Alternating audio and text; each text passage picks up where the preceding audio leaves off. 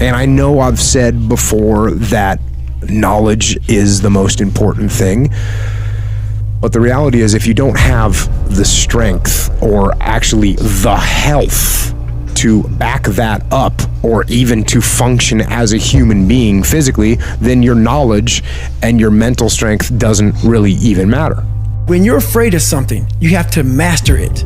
That's how you start to overcome it. So what I realized, when I get to that point where I want to quit, everybody, they get to the point where they want to quit. This is what happens. The mind tells you, let's go home. Let's take a warm shower. Let's get some food. This is not right. This is that. If you cannot answer the questions at that moment, because your mind's gonna start giving you all these questions. And if you can't answer them, you're going to quit. So that comes into play. And being big and strong is also totally useless if you're mentally weak and you quit. Now, being mentally strong should actually lead you to being physically strong, because if you are mentally strong, then you can work and train to become physically strong. If I didn't have the answer to respond to my mind and say why I'm here, why I'm doing this, you will always lose that fight. You have to have the response to what your mind is going to tell you. It is important in the area of motivating yourself, it's important to know why you're doing it. Because that mind will say, why bother? Why go through all this? This is too hard. No, throw in the towel. It's not worth it. But if you're mentally weak, then you will not hold the line on the good foods and the good workouts, and you won't get physically strong or healthy. So, can you be weak and strong at the same time? Yes, but I say be strong. Train your physical strength and exercise your mental strength by doing the right things, the hard things, the things you know you're supposed to do. Do them and be as strong as you can mentally, physically, and emotionally for yourself, for your team, for your family. Hold the line and be strong. Here's how you can handle that. Here's how you override that. Write down 5 reasons why you deserve it. Why do you deserve what you want? Why you? Why do you deserve it? What meaning and value will it bring to your life? What's so different about you that you deserve your goal or this goal?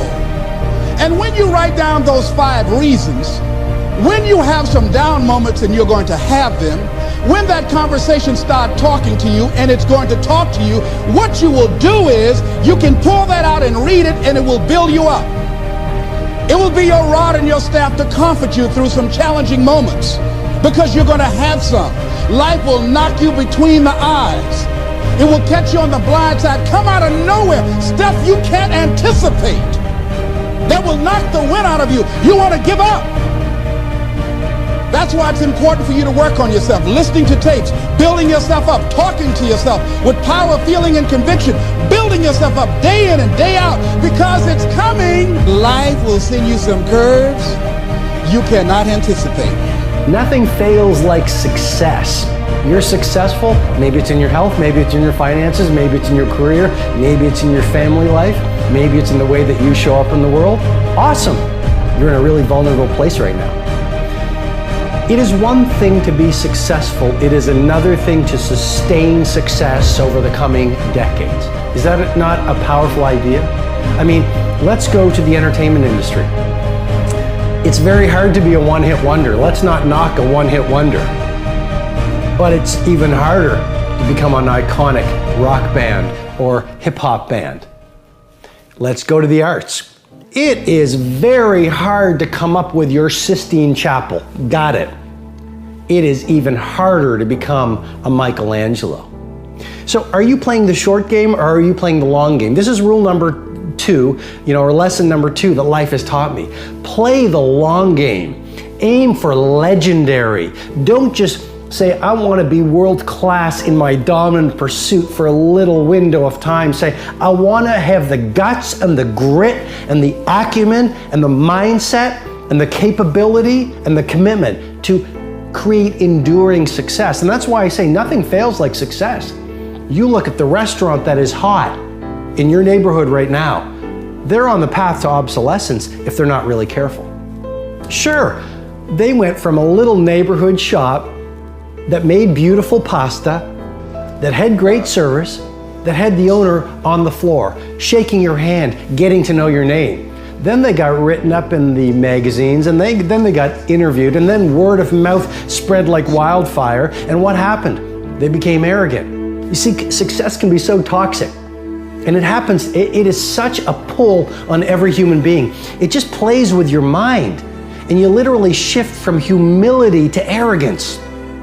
You shift from humility to arrogance, and once the arrogance sets in a mindset, it starts to populate every other person on the team, every other person in the culture, every other person in the community. And it is a very short fall from success to irrelevance.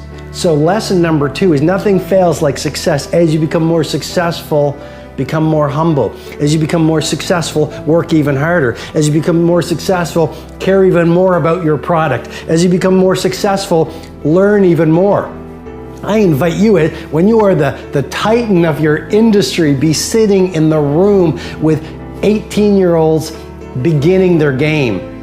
When you are the icon of your field, be the person who is up, not at 5 o'clock anymore, let's play at 4 o'clock, reading, listening to the podcast, writing in your journals, setting your goals, focusing on your intentions. As you become more successful, be more humble. As you become more successful, be even more punctual. As you become more successful, become even more passionate. As you become older, become even younger. Yesterday I was walking on the street and I met this man in his 80s. He said, "Robin, I finally retired." He's probably close to 90. And he is a legendary clothier in the country that I live in. And he just retired. And he started his shop, which is now an empire, in 1954. So I don't know what that is, but that is decades and decades and decades and decades. And he did not want to retire. He just retired, but he is still on fire to do amazing things. Age is just a number. Do not let an old person into your body. Nothing fails like success.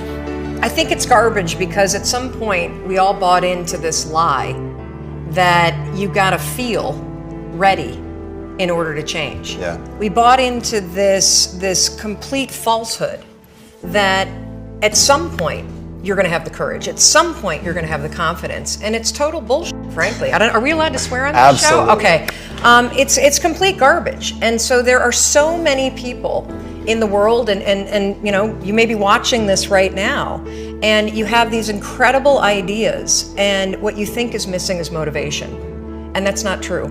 Because the way that our minds are wired and the fact about human beings is that we are not designed to do things that are uncomfortable or scary or difficult. Our brains are designed to protect us from those things because our brains are trying to keep us alive. And in order to change, in order to build a business, in order to be the best parent, the best spouse, to do all those things that you know you want to do with your life, with your work, with your dreams, you're going to have to do things that are difficult, uncertain, or scary, which sets up this problem for all of us.